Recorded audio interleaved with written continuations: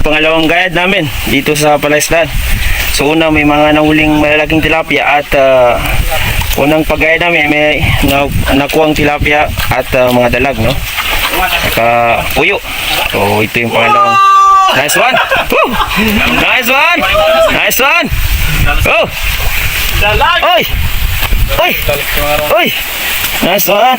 Dalag, dalag, dalag. Nice one! Ito yung pangalawang guide namin. May dalag. dalag. Nice one. Ito ang dalag sa pispa, no?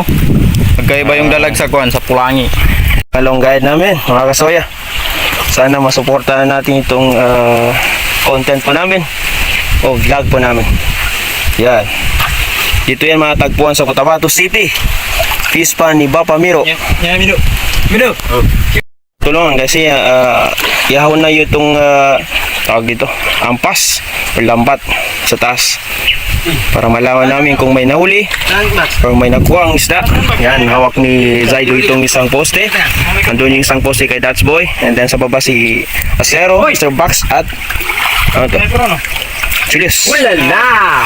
Nice one! May dalag na naman.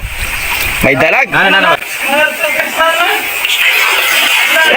Ay! Silang. Sige pa.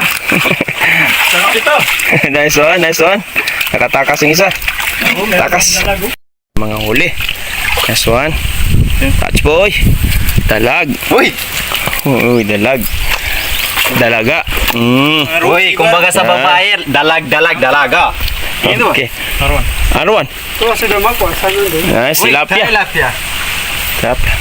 Yung pangalawang tilapia. Meron pa dito dalag, Oh, dalag. Yan. Harvest tayong mayari ng pispan dito.